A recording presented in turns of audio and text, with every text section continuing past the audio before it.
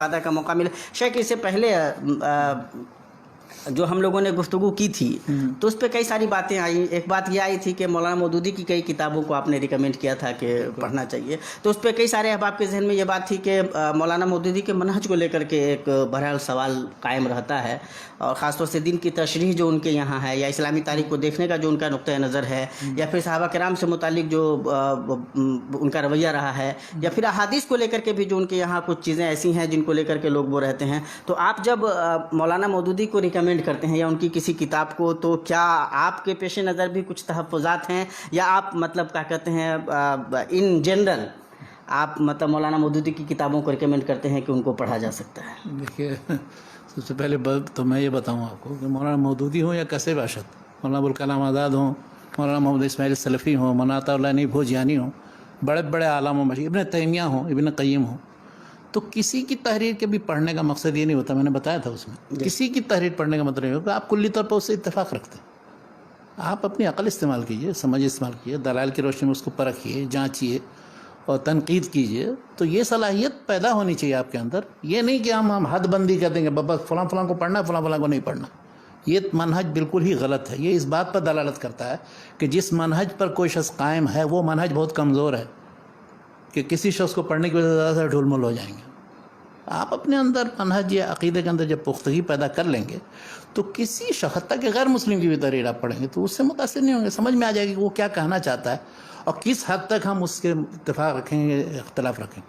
اور مولانا مودودی کا شمار تو موجودہ دور کے ان مصلحین میں ہوتا ہے کہ جن کا پوری دنیا پر اثر پڑا. یہی نہیں کہ صرف بر صغیر, پوری دنیا پر, اس لیے کہ ان کی کتابوں کے ترجمے مختلف زبانوں میں, انگلش میں, فرینچ میں اور دوسری زبانوں میں. تو ان کے افکار یا ان کے جو تصورات ہیں دین سے متعلق ہوں یا صحابہ کے بارے میں یا دوسری چیزیں, وہ انہوں نے خود لکھی ہیں کتابوں کے اندر.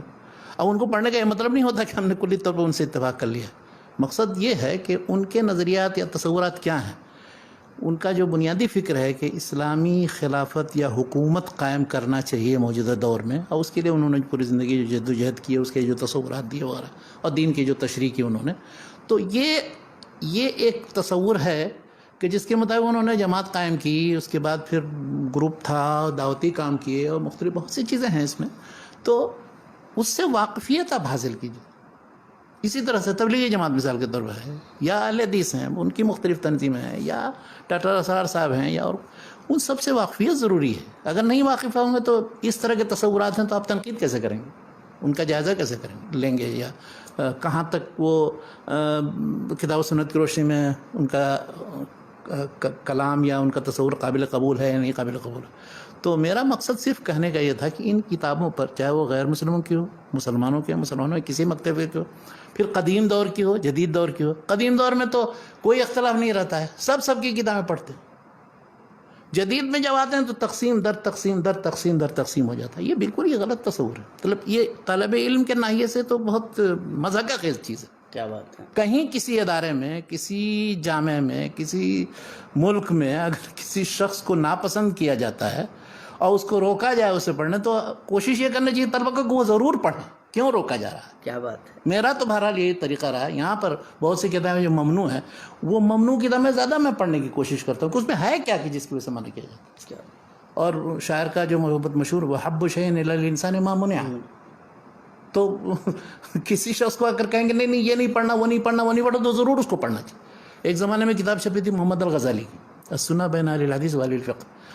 اب وہ یہاں بڑا ہنگامہ ہوا اس پر, تو بجائے کتنے ردود اس کے شائع ہوئے. سلمان العودہ نے رد لکھا, دوسرے لوگوں نے. مجھے اس کی فکر تھی کہ وہ اصل کتاب میں ہے کیا کہ جس کی وجہ سے, تو اصل کتاب پہلے پڑھی, اس کے بعد دوسری کتاب. اس طرح سے ڈاکٹر محمد سعید رمضان بوتی کی کتاب السلفی مرحلۃ زمنیۃ مبارک لا مذہب اسلامی, تو اس پر بھی رد بہت سے لوگوں نے لکھا, بہت تنقید و تبصرے کیے.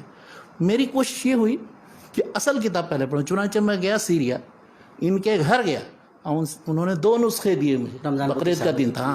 ایک نسخہ کہا تھا کہ مولانا ابوالحسن ندوی صاحب کو پہنچا دینا, اور ایک تم رکھنا. چنانچہ وہ کتاب پوری پڑھی انہوں نے, تو اس میں ان کا تصور واضح ہوا کہ ہاں یہ کیا کہنا چاہتے ہیں. تبلیغی جماعت پر آپ تنقید کرتے ہیں. اب وہ جو ان کی فضائل اعمال ہے تبلیغ نے صاحب پڑھیں گے ہی نہیں, تو کیسے کیا تنقید کریں گے؟ محمل تنقید ہوگی آپ کی, بلا دلیل و بلا اساس تنقید ہوگی. تو اس لیے کہتا ہوں کہ جو شخص بھی داعی ہے یا مفکر ہے یا طالب علم ہے, تو طالب علم کا تو کام ہوتا ہے طلب علم, تجسس. جو شخص تجسس نہیں کرے گا وہ طالب علم میرے نزدیک نہیں. جو شخص کھوج نہیں لگائے گا کہ پورے ذخیرے تراث میں یا موجودہ دور میں کیا کیا کس طرح کے رجحانات ہیں، تو اس وقت اسے طالب علم نہیں کہا جاتا ہے. اس کو وہ تطعیم جیسے ہوتی ہے یا بچے کو کھلایا جاتا ہے، ڈوز دیا جاتا ہے، اس کو نہیں کچھ پتا ہے کہ ہمیں کیا ہے، تو وہ بچے کے مرحلے میں ابھی اس کا ذہن پختہ نہیں ہوا ہے، بالغ بھی نہیں ہوا، پختہ ہونا تو دور کی بات.